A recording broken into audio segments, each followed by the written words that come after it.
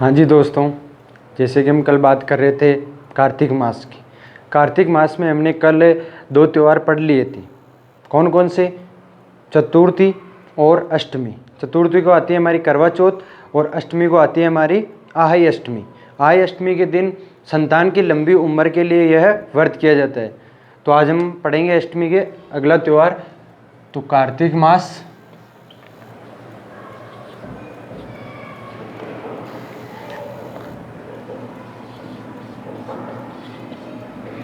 कृष्ण पक्ष,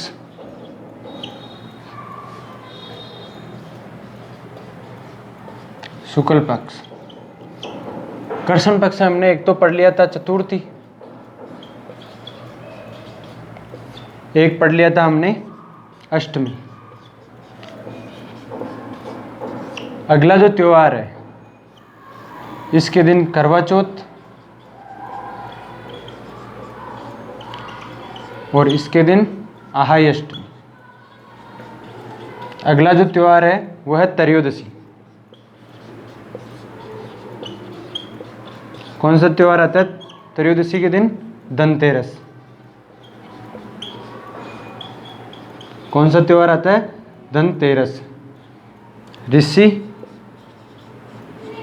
धन्वंतरी जयंती।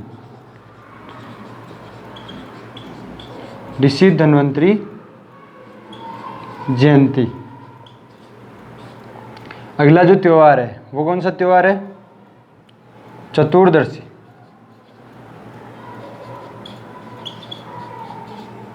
कौन सा त्योहार है? चतुर्दशी। इस दिन आती है रूप चतुर्दशी।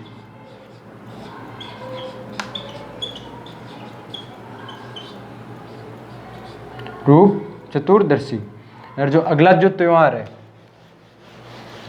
धनतेरस के 2 दिन बाद में कौन सा त्योहार आता है? दीपावली। कौन सा त्योहार आता है? दीपावली। अमावस्या। और अमावस्या को आती है हमारी दीपावली।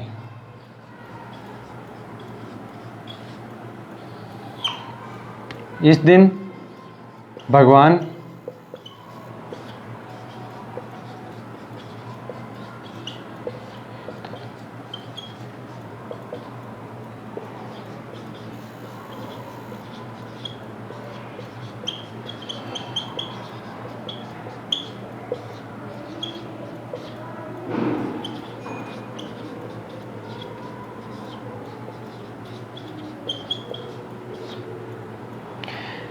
इस दिन भगवान महावीर तथा दयानंद सरस्वती का निर्वाण दिवस, निर्माण नहीं है यहाँ, निर्वाण दिवस होता है। कौन सा दिवस आता है? निर्वाण दिवस, दीपावली के दिन। ये तो ठीक है कि दीपावली कृष्ण पक्ष के अमावस्या में आती है, लेकिन कभी कभी हमारे को ये कन्फ्यूज रहता है कि जो दीपावली होती है वो अमावस्या को आती है या पूर्णिमा को आती है, कृष्ण पक्ष में आती है या शुक्ल पक्ष में आती है। तो इसमें एक ही याद रखने का अच्छा तरीका है कि कृष्ण पक्ष का मतलब अंधेरी रात, और अंधेरी रात में ही हमारे दीपावली के दिन दीप जलाए जाते हैं। मतलब अंधेरी रात को रोशनी प्रदान करने के लिए दीप जलाए जाते हैं। तो इसलिए हमारे को इतना से याद रखना है कृष्ण पक्ष में अमावस्या, तो ऑटोमेटिक आपको याद रह जाएगा कि अमावस्या कृष्ण पक्ष में आती है तो दीपावली भी कृष्ण पक्ष में ही आएगी। अगर कृष्ण पक्ष में आएगी तो वो किस दिन आएगी? अमावस्या को।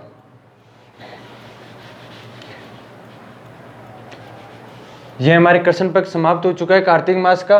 उसके बाद में जैसे ही दीपावली खत्म होती है उसके बाद में एकम, शुक्ल पक्ष की एकम को क्या कौन सी पूजा की जाती है? गोवर्धन पूजा। गोवर्धन पूजा। कौन सी पूजा की जाती है? गोवर्धन पूजा। इस दिन हमारे घर के सामने गोबर डालकर उसमें दीपदान किया जाता है, और भी अलग अलग प्रकार से कुछ किया जाता है, सभी महिलाएं एकत्रित होकर। तो उस दिन क्या होती है? गोवर्धन पूजा होती है। और इसमें एक अच्छी बात यह है कि अन्नकूट महोत्सव मनाया जाता है। अन्नकूट महोत्सव ये हमारे नाथद्वार राजसमंद में। कहाँ मनाया जाता है अन्नकूट महोत्सव? नाथद्वार राजसमंद में। अन्नकूट महोत्सव नाथद्वार राजसमंद में मनाया जाता है। और अन्नकूट महोत्सव में कौन सी जनजाति भाग लेती है? भील जनजाति। कौन सी जनजाति भाग लेती है? भील जनजाति इसमें भाग लेती है। उसके बाद में अगला त्योहार द्वितीया। कौन सी द्वितीया आती है? सबको पता होना चाहिए कि गोवर्धन दीपावली के बाद गोवर्धन पूजा, और गोवर्धन पूजा के बाद में एक दिन भाई दूज आती है, भाई दूज या यम द्वितीया, भाई दूज या यम द्वितीया।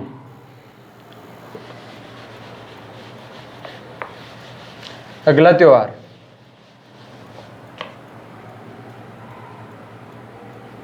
अष्टमी। हमने पहले भी कुछ अष्टमी पढ़ ली है। एक तो कृष्ण जन्माष्टमी, जो आज ही के दिन हमारे कृष्ण जन्माष्टमी है, और राधाष्टमी, दुर्गाष्टमी, होमाष्टमी, उसके बाद में अहाई अष्टमी, और जो ये अष्टमी है, इस दिन कौन सी अष्टमी आती है? गोपाष्टमी। कौन सी अष्टमी आती है? गोपाष्टमी। इस दिन गायें चराने वाले को भोजन कराया जाता है, जो शुभ माना जाता है। गोपाष्टमी को गाय चराने वाले को भोजन कराया जाता है। उसके बाद में नवमी,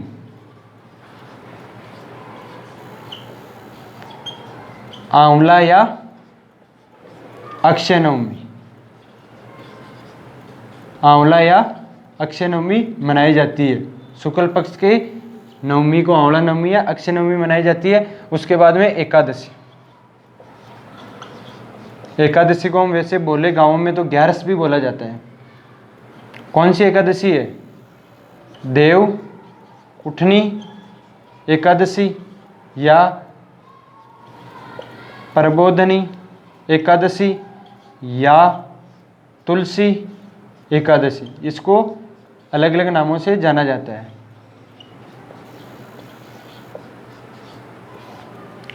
देवउठनी एकादशी, प्रबोधनी एकादशी, तुलसी एकादशी। तुलसी एकादशी क्यों बोला जाता है? क्योंकि इस दिन जो हमारे ना 4 महीनों से जो देव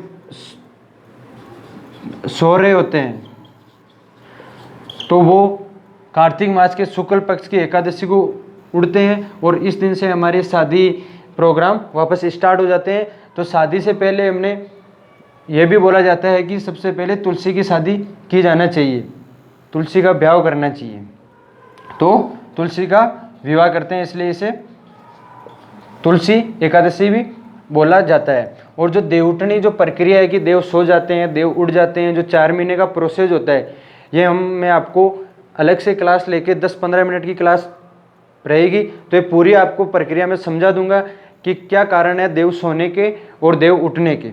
इसके मध्य क्यों त्यौहार नहीं आते हैं, मतलब जो शादी प्रोग्राम होते हैं वो क्यों नहीं होते हैं, तो ये अच्छे से आपको मैं बता दूंगा अलग से वीडियो। या आप कमेंट में ज़रूर बताना कि किस किस को पता है कि देव सोने की प्रक्रिया क्या है, या किसको पता नहीं है। तो जिसकी इच्छा हो तो कमेंट में ज़रूर बताना कि सर ये क्लास डालें।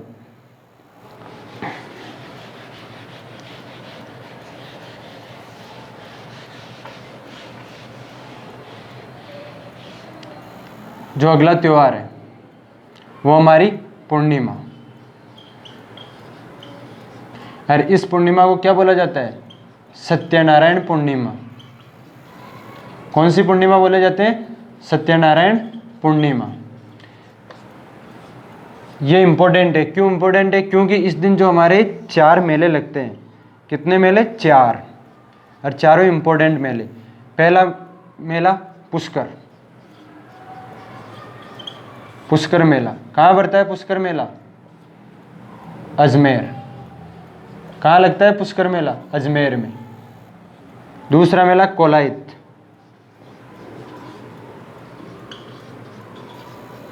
कोलायत मेला कहाँ लगता है? बीकानेर। और तीसरा जो मेला है वो है चंद्रभागा मेला। चंद्रभागा मेला कहाँ लगता है? चंद्रभागा मेला जालरापाटन। जालरापाटन झालावाड़ के अंदर। और जो चौथा मेला है 4 नंबर का जो मेला बढ़ता है वो है हमारे रामेश्वरम मेला, और ये बढ़ता है हमारी सवाई माधोपुर। इस प्रकार हमारी कार्तिक मास कंप्लीट हो चुका है। अब हम बात करेंगे जो पुष्कर मेला है, कोलायत मेला है, चंद्रभागा मेला है, रामेश्वर मेला है, ये किस कारण बढ़ते हैं, क्यों बढ़ते हैं, इनके अन्य नाम क्या है, कौन सा मंदिर है, इनकी हम सब के बारे में चर्चा करते हैं। तो आप अलग से पेज में हेडिंग डाल ले पुष्कर।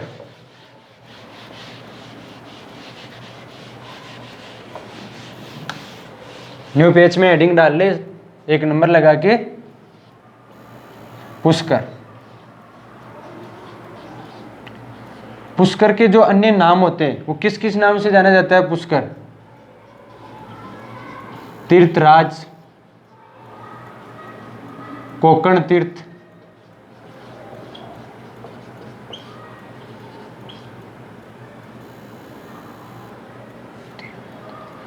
तीर्थों का मामा,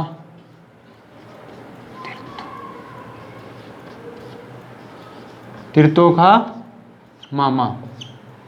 उसके बाद में जो मंदिर है पुष्कर में, किस किस के मंदिर है?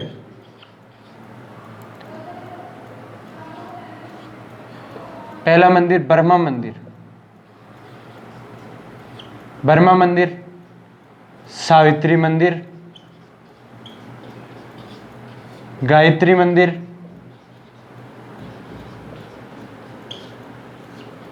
और जो चौथा मेला है वो है रंगनाथ मंदिर। रंगनाथ, सॉरी, चौथा जो मंदिर है वो है रंगनाथ मंदिर। उसके बाद में पुष्कर में हमारे को जब हम जाते हैं तो अलग अलग घाट पर अलग अलग लोग दिखाई देते हैं। तो उन घाटों की संख्या पता है कितनी है? घाट, वहाँ पे कुल घाट की संख्या कितनी है? 52। कुल घाटों की संख्या 52।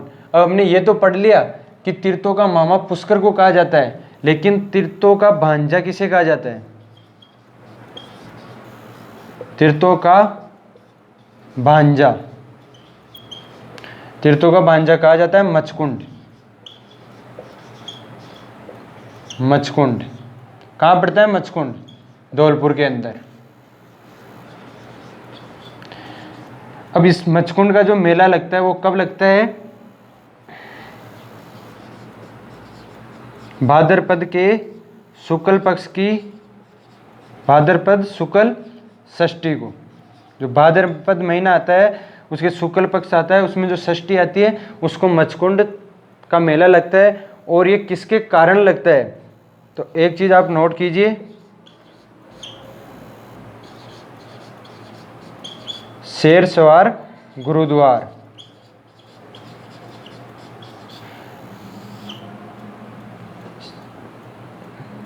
शेर सवार गुरुद्वार, गुरु गोविंद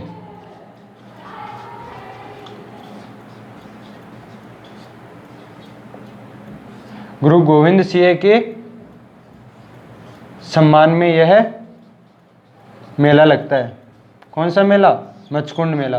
किसके नाम? शेर सवार गुरुद्वार, गुरु गोविंद सिंह के सम्मान में मचकुंड मेला लगता है।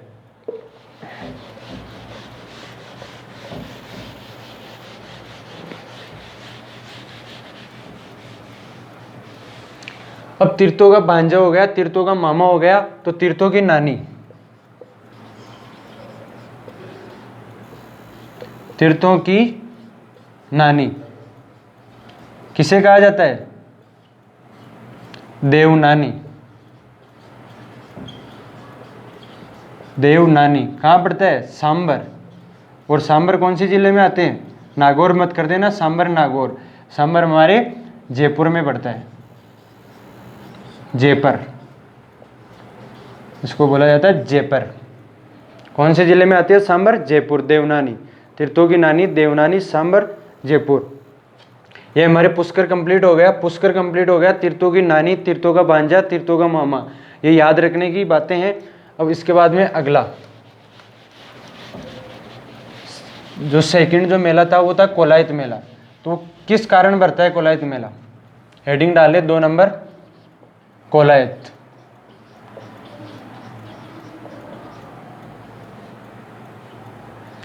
कपिल मुनि का आश्रम था ये,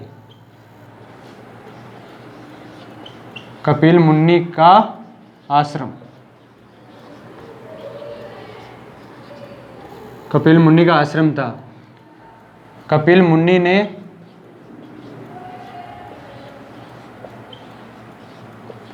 ने सांख्य दर्शन किए थे।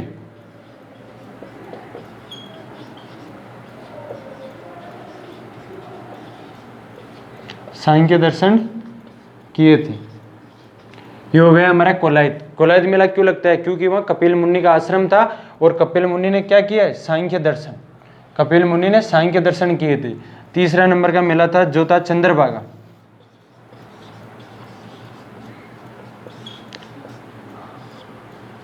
चंद्रभागा को जो मेला लगता है इसे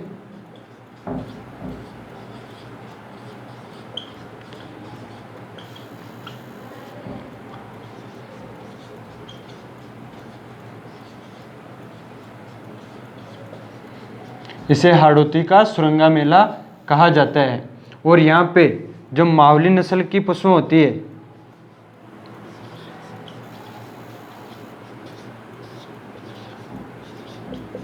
मावली नस्ल की जो पशुएं होती है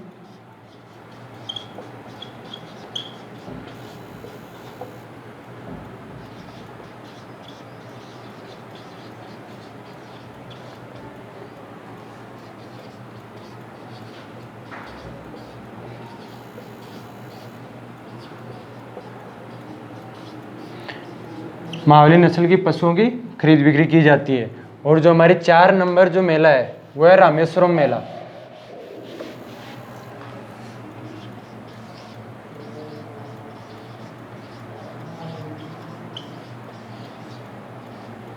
कौन सा मेला है? रामेश्वरम मेला। क्यों पड़ता है? क्योंकि यहाँ पे चंबल, बनास व सीप नदी का संगम होता है। संगम होता है। क्यों बढ़ता है रामेश्वरम मेला? क्योंकि यहाँ 3 नदियों का संगम होता है। कौन कौन सी नदी? चंबल, बनास और सीप। इनकी पूरी जानकारी आपको नरेंद्र सर जी द्वारा दी जाएगी। ज्योग्राफी क्लास लगेगी तब।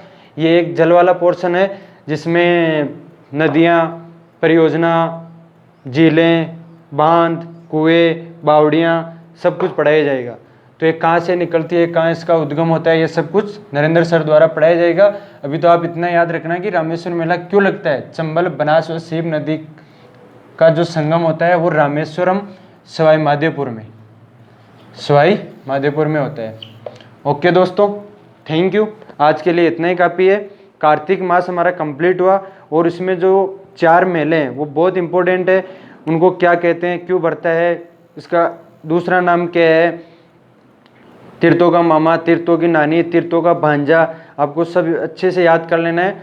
अब हम अगले कक्षा में फिर से मिलेंगे। नेक्स्ट क्लास में अगले महीने की चर्चा करेंगे। ओके दोस्त।